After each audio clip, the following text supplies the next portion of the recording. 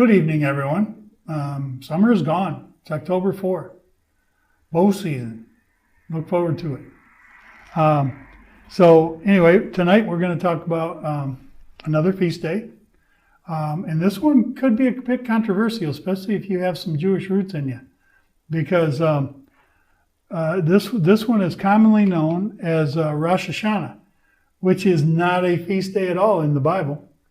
It was a pagan practice picked up from their captivity in Babylon.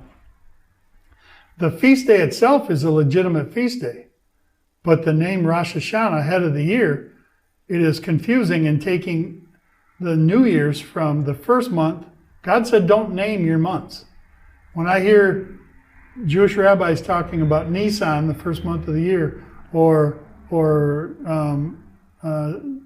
Tishri, the 7th month of the year, or Elul, the 6th month of the year. When I hear all that, I say to them, if I'm there in person with them, I say, where do you read that from?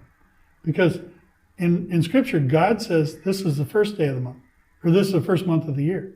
This is the second month of the year. The feast month in the fall is the 7th month of the year. He doesn't name the months. Why? Because Jews and Gentiles were all the same. We make them pagan about as fast as we can. I mean, you look at the days of the week. We've talked about this. Saturday being the worship of the Saturn, god of Saturn. Sunday, the sun god. Monday, the moon god. Tuesday, Mars. Wednesday, Venus. Mercury. Thursday is Venus. And then Friday, I forget who that was. Saturday is Saturn. So we take and we've adopted Christmas instead of Hanukkah. We made that one up. It's not even a feast day. Easter, which is Passover, and we make it. Easter comes from the goddess Ishtar, which is the wife of Nimrod. So whenever we start assigning names to things, it becomes pagan. We can't help ourselves. Leave it where it is. And Yom Teruah means a great shout and a blowing of the shofar, which was used 3 times in Scripture. Once here in Leviticus 23. The other 2 are in Joshua chapter 4, I believe it is, where they walked across the Jordan River, and God told them to create a teruah, a loud noise, blowing the shofar and shouting, and then the walls of Jericho on the 7th day, and the walls of Jericho fell down. So Yom Teruah means the day of a shout. It's the rapture. It means to shout and blow the shofar. What did Jesus say in 1 Thessalonians 4:16? I will come with the shout and the blowing of the last trump, which is the shofar. Adonai spoke to Moses, saying, speak to the sons of Israel, saying in the 7th month. See, 7th month. Doesn't say Tishri. On the first day of the month.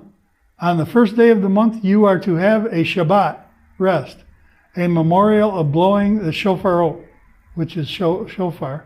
Shofarot means multiple times. A holy convocation. You are to do no regular work, and you are to present an offering made by fire to Adonai. Yom Teruah, meaning of this phrase, day of shouting and blowing a shofar. For the Lord himself shall come down from heaven with a commanding shout, with the voice of an archangel, and with the blast of a shofar. That's 1 Thessalonians 4, verse 16. So I don't call that by Rosh Hashanah. I think it's interesting that Daniel in chapter 7, verse 25 says that the Antichrist will try and confuse the days, the times, and the seasons. Seasons is a terrible translation. It's Moedim, which means God's holy days, his feast days. He confused it by moving the New Year's from the spring to the fall. Interesting time. So anyway, give you something to think about. Have a good night. I'll see you in a week. Thanks for tuning in.